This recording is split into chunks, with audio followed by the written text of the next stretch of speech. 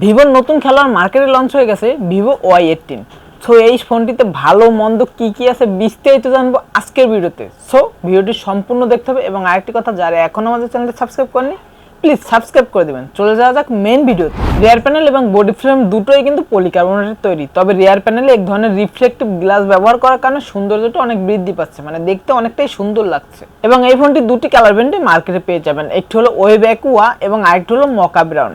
এবং সাথে রয়েছে কিন্তু IP54 এর সার্টিফিকেশন, যার কারণে টুকটাক পানির ছিটাফোঁটা কিংবা ধুলোবালিতে কোনো প্রকার কোনো সমস্যা হবে না। সাথে রয়েছে 6.56 ইঞ্চি ডিসপ্লে, থিকনেস 8.5 মিলিমিটার এবং ওয়েট 185 গ্রাম। তবে ওয়েট 185 গ্রাম মানে লাইট ওয়েট হওয়ার কারণে অন হ্যান্ড ফিল কিন্তু সুন্দর পাবেন, মানে এক হাতে অনায়াসে ব্যবহার করতে পারবেন। অপারেটিং সিস্টেম হিসেবে রয়েছে অ্যান্ড্রয়েড 14 এবং ইউআই হিসেবে রয়েছে ভিভোর নিজস্ব ইউআই মানে ফান্টাসাস 14 এবং সাথে রয়েছে কিন্তু up to 6GB virtual RAM, মানে ভার্চুয়াল র্যাম ইউজ করতে পারবেন। তবে আপনারা সকলে হয়তো জানেন যে ভার্চুয়াল র্যামটা শুধুমাত্র গেমারদের জন্য প্রয়োজন হয়, যারা গেমিং করে তাদের জন্য ভার্চুয়াল র্যামটা প্রয়োজন হয়, বা যারা নর্মাল ইউজ করেন ডে টু ডে লাইফে যেভাবে ইউজ করে সেভাবে ইউজ করে তাদের জন্য ভার্চুয়াল র্যামটির কোনো প্রয়োজন হয় না। এবং এই ফোনটির ইউআই নিয়ে কথা বলতে গেলে ইউআইটি কিন্তু একদম স্মুথ, মানে ইউআইতে কোনো প্রকার কোনো সমস্যা হয়নি, ল্যাগিং ইস্যু কোনো ইস্যুই মিলেনি। তবে টুকটাক কিছু অপ্রয়োজনীয় অ্যাপস আছে যেগুলো আপনারা চাইলে সহজেই আনইনস্টল করে ফেলতে পারবেন। পোর্ট বাটন নিয়ে কথা বলতে গেলে ফোনটির রাইট সাইডে রয়েছে একটু ভলিউম বাটন এবং একটি পাওয়ার অন অফ বাটন। তবে এই পাওয়ার অন অফ বাটনটি কিন্তু side mounted physical fingerprint sensor হিসেবে কাজ করবে, যেটা খুবই ফাস্ট অ্যান্ড অ্যাকুরেট, মানে টাচ করার সাথে সাথেই কিন্তু আনলক হয়ে যাচ্ছিল। এবং লেফট সাইডে রয়েছে একটি সিম ট্রে, যাতে আপনারা দুটি সিমের পাশাপাশি একটি মেমোরি কার্ড ইউজ করতে পারবেন। এবং উপর দিকে রয়েছে একটি স্পিকার এবং নিচের দিকে রয়েছে 3.5mm এর একটি headphone jack, USB type C charging port এবং প্রাইমারি মাইক। ফোনটির রিয়ার প্যানেল রয়েছে 50 মেগাপিক্সেলের ডুয়েল ক্যামেরা সেটআপ। তবে এই ক্যামেরা সেটআপ দিয়ে ছবি তুলতে গেলে মানে শার্পনেস মোটামুটি আছে, তবে আরেকটু ভালো হলে ভালো হতো।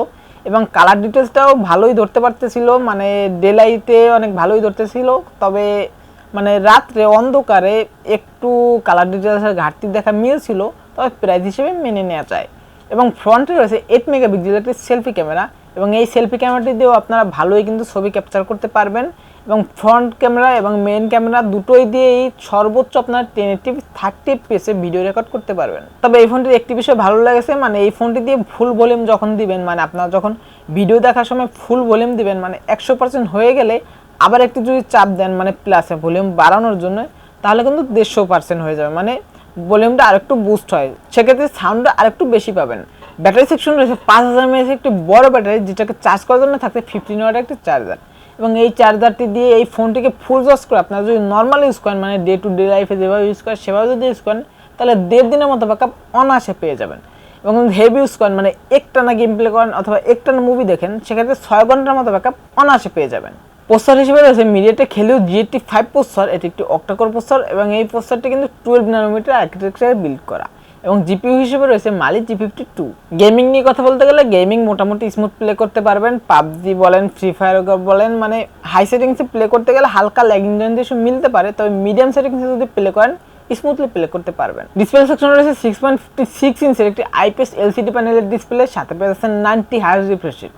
এবং ডিসপ্লে রেজুলেশন হিসেবে রয়েছে 1612x720 পিক্সেল। এবং ফোনটির পিক ব্রাইটনেস নিয়ে কথা বলতে গেলে পিক ব্রাইটনেস মোটামুটি ভালোই মেনে নেওয়া যায়, তবে ডিরেক্ট সানলাইটে যখন যাবেন হালকা পাতলা কিছু পিক ব্রাইটনেস জনিত ঘাটতি মিলবে, মানে ব্রাইটনেস জনিত কিছু ঘাটতি দেখা মিলবে। তবে যে কোনো ফোনই ডিরেক্ট সানলাইটে গেলে একদম দুপুরবেলা কিছুটা ব্রাইটনেস জনিত ঘাটতি দেখা মিলে। ডিসপ্লের উপর ঠিক সেন্টারে একটি ওয়াটার ড্রপ সেলফি ক্যামেরা, তবে এই বিষয়টা আমার কাছে ভালো লাগেনি, মানে বর্তমানে যেখানে সব ফোনেই কিনা পাঞ্চুয়াল সেলফি ক্যামেরা চলছে, সেখানে এটাই কিন্তু ওয়াটার ড্রপ দিয়েছে। এবং এই ফোনটি মাত্র একটি ভেরিয়েন্টে মার্কেটে পেয়ে যাবেন, সেটি হলো 6GB র্যামের সাথে 128GB স্টোরেজ, যার দাম রাখা হয়েছে মানে অফিসিয়াল দাম রাখা হয়েছে মার্কেটে 15,999 টাকা। এবং এই ফোনটির ভালো দিক এবং খারাপ দিক নিয়ে কথা বলতে গেলে ভালো দিক অনেকগুলোই আছে, তার ভিতরে সবার প্রথমেই আছে ক্যামেরা, মানে এই ফোনটির ক্যামেরাটা কিন্তু মোটামুটি ভালো, মানে প্রাইস হিসেবে ভালো।